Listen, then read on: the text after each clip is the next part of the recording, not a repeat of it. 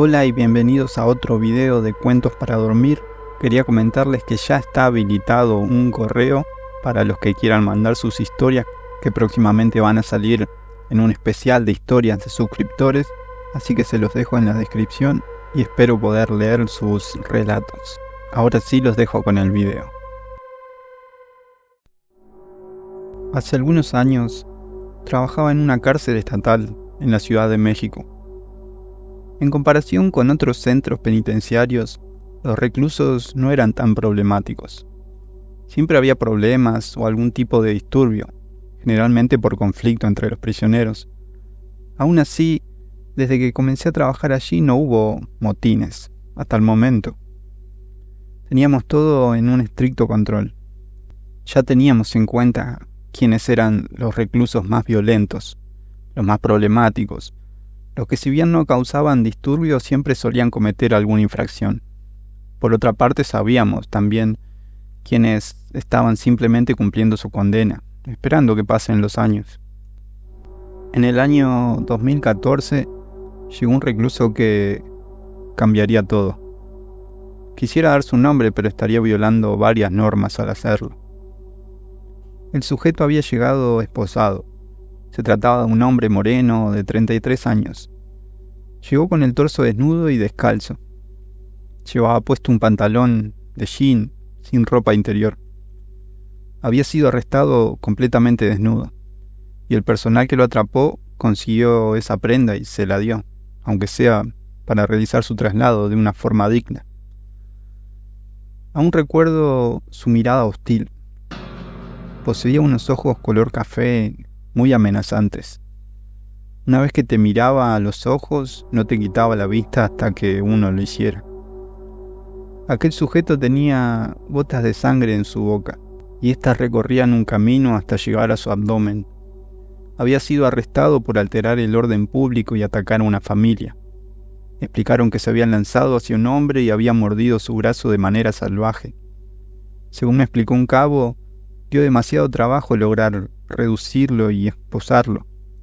Se ejecutaron los procedimientos de rutina, se le tomaron las huellas dactilares y una fotografía. El recluso no hablaba ni una sola palabra. Era difícil saber si no nos entendía o solo se negaba a hacerlo. Él se mostraba serio, parecía mantener una guardia constante, aunque no realizara ningún tipo de movimiento sospechoso. Luego de tomarle la declaración fue llevado esposado hasta una celda individual. No queríamos colocarlo con otros reclusos, más que nada por seguridad. No teníamos idea de cómo reaccionaría. En esa sección había una serie de celdas individuales y pequeñas a lo largo del pasillo. 34 celdas del lado izquierdo y otras 34 del lado derecho. Luego de unos minutos se escuchaban los comentarios y las risas de los demás reclusos. Era normal ese recibimiento entre ellos. Después de 30 minutos de que los dejáramos en su celda, uno de los reclusos comenzó a gritar desesperado. Acudimos 4 oficiales al instante sin entender qué sucedía. El recluso que gritaba era uno de los que estaba enfrente al sujeto del que les hablaba. Este hombre rogaba por su vida, que lo sacáramos de allí. No lo reconocía, era un sujeto difícil de intimidar. Ya llevaba 5 años en esa prisión. Intentamos hablar con él, pero se sujetaba a las rejas mientras se sacudía. Había empezado a llorar. Solo decía que por su vida lo saquen de allí. Notamos que miraba hacia el frente, directo al recluso que recién habíamos traído. El recluso nuevo estaba sentado en el suelo, miraba fijamente al sujeto que gritaba. Luego de prestarle atención noté que no parpadeaba. Pasé mi mano por su campo visual y no reaccionó. Seguía mirando al frente sin quitarle la vista al otro sujeto. Compañeros tomaron medidas para que se calmara. Nos miramos entre nosotros sin entender nada. Uno de mis colegas comenzó a chasquear sus dedos frente al nuevo recluso. Este seguía absorto. En un momento dirigió la mirada a mi compañero y le gritó de forma salvaje. 2 de mis compañeros saltaron del susto. A mí no me tomó tan por sorpresa, ya que le tenía los ojos encima. Luego el recluso de enfrente nos advirtió que el nuevo nos iba a matar a todos. La mayoría de los prisioneros comenzaron a alborotarse solamente para fomentar el disturbio.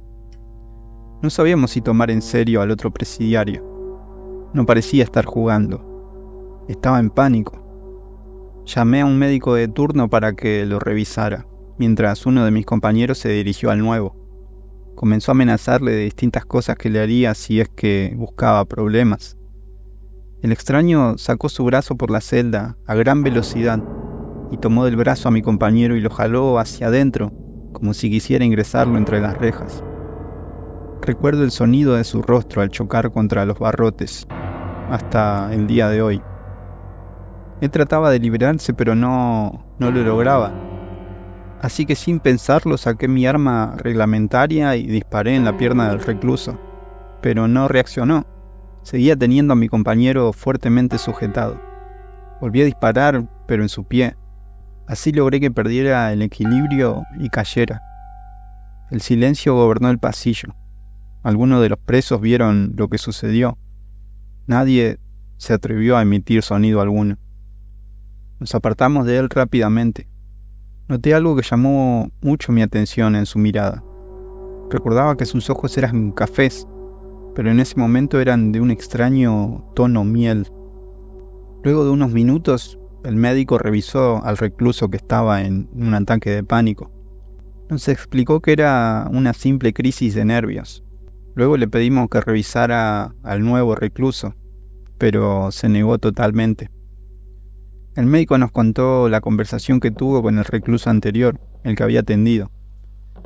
No quería exponerse sin las medidas correspondientes. Uno de mis compañeros se rió del médico, lo trató de cobarde. Sin embargo, el oficial que fue atacado y yo lo comprendíamos.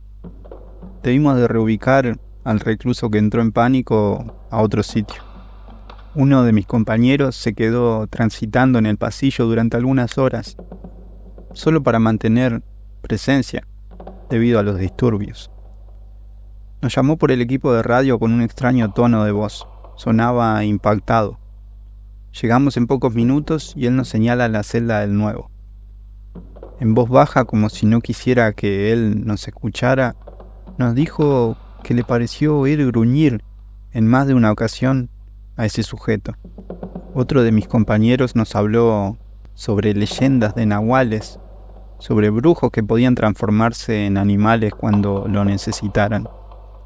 Entonces, el recluso comenzó a gritarle a quien contó la historia. Le gritaba de una manera muy salvaje. Sacaba sus brazos entre los barrotes con esperanza de sujetarlo, aunque la distancia no era suficiente. Algunos de los reclusos adyacentes comenzaron a ponerse bastante nerviosos. El extraño se veía fuera de sí. Comenzó a aventar su cuerpo contra las rejas sin parar. Nosotros lo observábamos con atención. Entendíamos en ese momento que no habría manera de que derribara las rejas.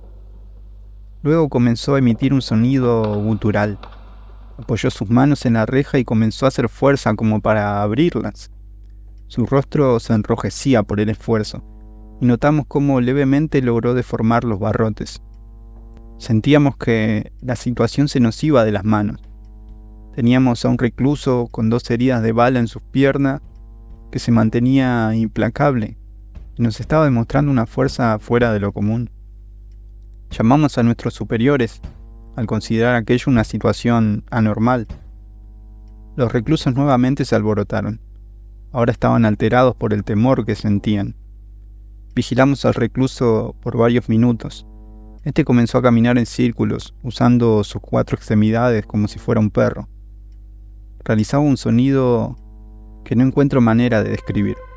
Su garganta emitía algún sonido grave, de tal forma que hasta a mí me dolía la garganta al imaginar su esfuerzo. Luego notamos cómo las venas de sus brazos se remarcaron, y al prestar atención lográbamos oír el sonido de sus articulaciones y huesos. Lo que era inconfundible era cómo las vértebras de su columna comenzaron a sobresalir de manera evidente. Nuestro superior llegó de mal humor, ya que estaba durmiendo en ese momento y lo habíamos despertado. Observó al sujeto y le restó importancia. Nos dijo que, según él, solo estaba llamando la atención, que solo era un loco o fingía. Luego nos ordenó retirarnos porque creía que mientras más atención le diéramos, sería peor.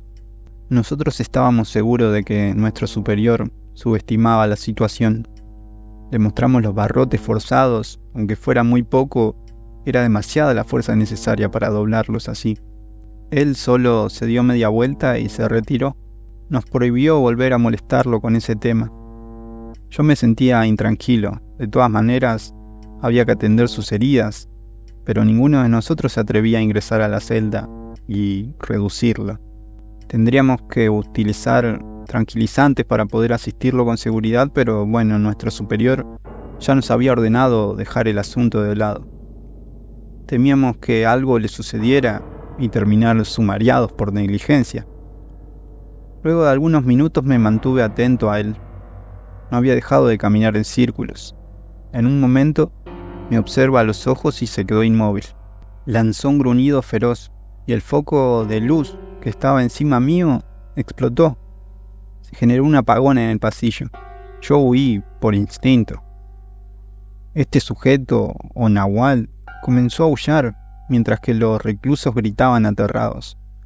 Algunos de mis compañeros llegaron y me hablaron, pero yo no comprendía lo que me decían.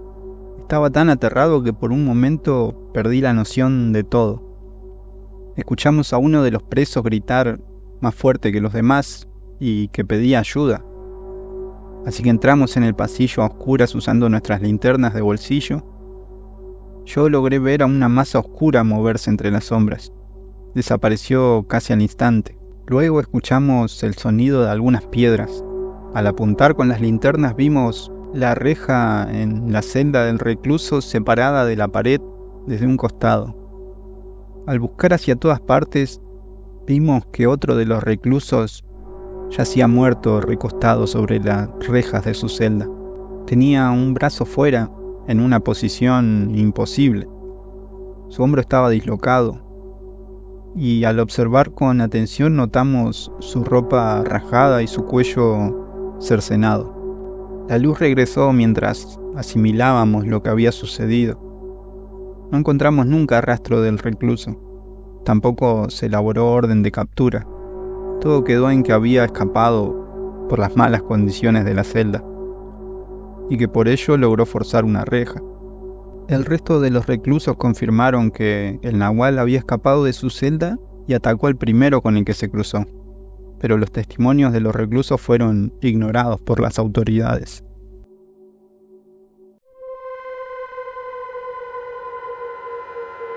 Me llamo Raúl. Yo, cuando era adolescente, tenía como hobby la caza nocturna. Cada tanto mi papá se prendía conmigo y me llevaba en sus travesías, que organizaba con amigos o parientes. Me encantaba cazar en el silencio profundo de la noche. En el año 2000, tenía yo por entonces unos 20 años, mi padre organiza una cacería en la provincia de Santiago del Estero, en Argentina, a unos pocos kilómetros pasando la zona de Clodomira, un campo muy extenso. Estas tierras estaban en litigio, había de por medio un juicio sucesorio, pero como mi papá conocía a uno de los herederos, este último nos dejaba pasar al campo. Para llegar al lugar teníamos que tomar la ruta 34 y luego agarrar una provincial, haciendo más o menos 50 kilómetros. Por esa zona era todo campo o casas muy aisladas. En aquella zona ya habíamos ido varias veces anteriormente. Teníamos por costumbre acampar al lado de un río que atravesaba el campo, y de esta forma se podía pescar y cazar a la vez. Planeábamos pasar 2 noches en el lugar. En esa oportunidad fuimos 4 personas, mi papá, un tío, mi amigo Lito y yo. La primera noche los más grandes no quisieron meterse monte adentro, así que solo se quedaron pescando en la ribera del río. Con Lito, después de hablar, decidimos salir a cazar algunas vizcachas. Nos cambiamos, con linterna y escopeta en mano, arrancamos la travesía. Subimos por el costado del río haciendo aproximadamente 1 kilómetro. para luego meternos en el monte. Llegamos hasta un claro y ahí es donde pudimos encontrar la primer vizcachera, que para los que no saben, una vizcachera es el pozo que cavan en el suelo estos animales para hacer su morada. Entonces agarré un poco de pasto seco y le prendí fuego. Rápidamente lo introduje en la cueva de este animal. Del otro lado del pozo estaba Lito esperando paciente a que saliera el bicho. Contentos, cazamos la primer vizcacha. Mi amigo la sujetó y se la puso sobre la cintura. Teníamos la intención de cazar no más de 3 o 4 animales cada uno. Seguimos caminando y encontramos un animal corriendo, que espantaba a las demás vizcachas del lugar. No llegamos a ver qué animal era porque estaba muy oscuro. Supusimos que capaz había sido un zorro salvaje quien había asustado a nuestras presas. Así que nos alejamos por un costado, ya que era inútil seguir cazando en esa zona. Recorrimos 150 metros más arriba y por suerte encontramos nuevamente otra vizcachera. Quedamos sorprendidos al ver una liebre, pero no una ordinaria. Era enorme, 5 veces el tamaño de una normal. Lito me alumbra al bicho con la linterna, así yo podía apuntar y disparar, pero era imposible. El animal era muy inquieto.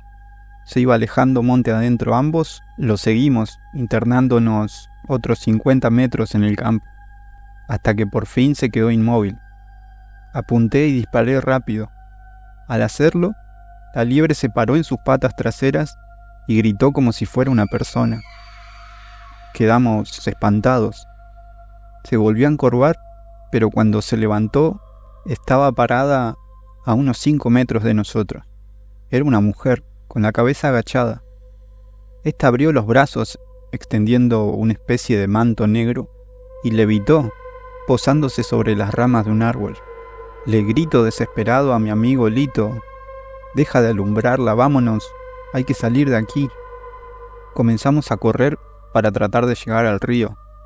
Me costó mucho hacerlo reaccionar a Lito porque estaba como en estado de shock. No llegamos ni a hacer más de 10 pasos que esta mujer descendió del cielo, quedando parada delante nuestro nuevamente. Lo más impresionante era ver que no tenía pies. De forma increíble y de la nada, todos los animales de la zona comenzaron a hacer ruido. Las cigarras hacían un ruido tan estruendoso que era imposible de soportar. Yo, nervioso, agarro la escopeta y disparo contra esta mujer. Pero esta solo se desvaneció en el suelo. Fue como si la tierra se lo hubiera tragado. Fue una imagen horrible ver ese cuerpo con una delgadez extrema, los labios color púrpura y unos ojos que denotaban un vacío absoluto.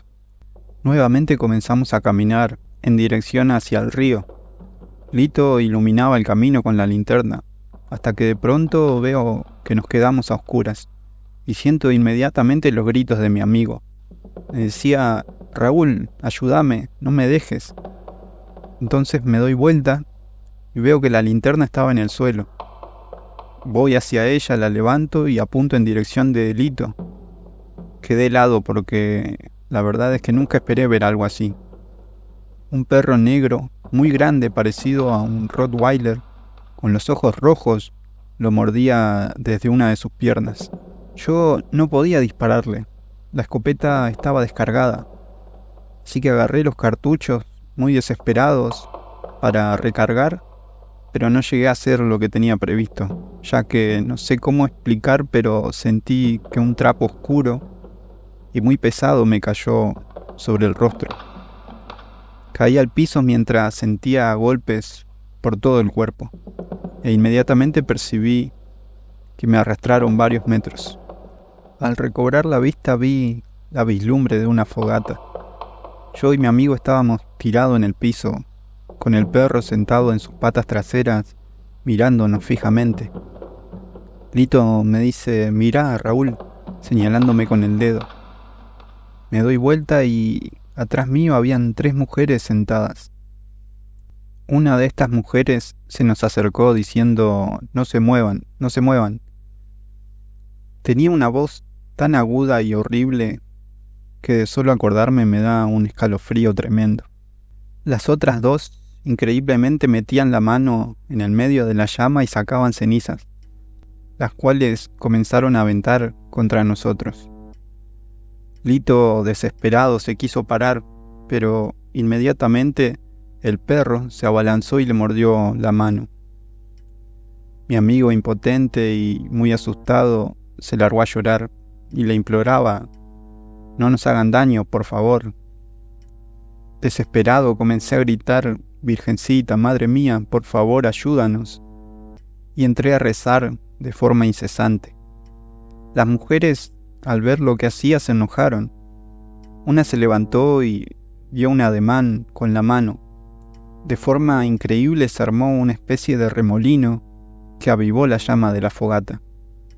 Otra de las brujas se metió en el medio de la fogata riéndose de nosotros. A cada rato nos decía: «Yo soy más fuerte». Casi sin pensarlo, agarré del brazo a Lito y de un tirón lo levanté. Ambos nos pusimos a rezar en voz alta. El perro ya no se nos acercó, pero seguía gruñendo con el pelo encrispado. Las dos mujeres restantes comenzaron a caminar en círculos alrededor nuestro, mientras nos escupían y nos decían insultos. Así, de a poco, pudimos salir al claro, caminando lentamente y sin dejar de rezar. El perro negro caminaba a unos 10 metros de distancia nuestra. Era de terror porque cada vez que terminábamos de recitar una oración, él se acercaba más, pero al empezar a rezar nuevamente tomaba distancia de nosotros. Ya estábamos llegando al río, pero al acercarnos, vimos aterrados a las 3 mujeres colgadas en un árbol no muy grande, de solo 3 metros. Entonces decidimos correr para llegar al río.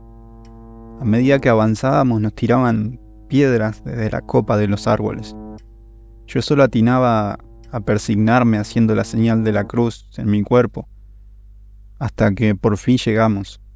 Mi papá y mi tío estaban durmiendo. Los despertamos, pero no pudimos hablar mucho porque aquel perro negro se acercó al campamento. 4, muy asustados, nos metimos en la camioneta. Luego de poner el seguro en la puerta, nos quedamos viendo a aquel perro, el cual se sentó delante de la camioneta que estaba con las luces encendidas. Estando allí comenzó a aullar de una forma tan horrible que me daba pánico escucharlo. Pero lo peor iba a suceder ahora. Inmediatamente terminó su aullido, aparecieron muchas sombras que caminaban alrededor de la 4x4. Mi papá quiso encender el vehículo y salir de ahí, pero no había caso. No daba arranque. Después de varios intentos decidimos no intentar de nuevo, ya que podíamos quedarnos sin batería. De forma imprevista, nos arrojaban piedras contra el vehículo. Solo nos pusimos a rezar. Al amanecer, las sombras y el perro desaparecieron del lugar. Entonces decidimos marcharnos inmediatamente. Estábamos preocupados por las heridas de Lito. La carne de sus lastimaduras estaba negra. Llegamos al hospital y el médico nos dice que posiblemente habría que amputar la pierna y el brazo, ya que tenía un estado avanzado de gangrena. Lito entró en una depresión terrible al comunicarle que debía quedar internado. Por suerte, su madre era muy creyente, y después de que le contamos lo que vivimos esa noche, buscó por cielo y tierra un sacerdote, y lo llevó para que vea a su hijo. Este padre le roció la mano con agua bendita, y lo hacía cada vez que iba a verlo, además de que oraba por él. Así de a poco fue teniendo una gran mejoría, hasta aliviarse del todo. Hasta los propios médicos estaban sorprendidos, ya que daban a mi amigo como un caso perdido. Por mucho tiempo no volvimos a cazar. Pasaron años hasta que me animara de vuelta a salir de noche siquiera en el campo.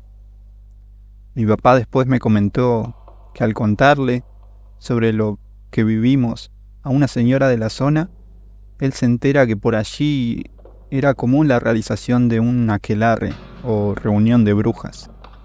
Esto me traumatizó, de tal manera que aún hoy casi llegando a los 40 años, siento miedo algunas noches en las que me encuentro solo.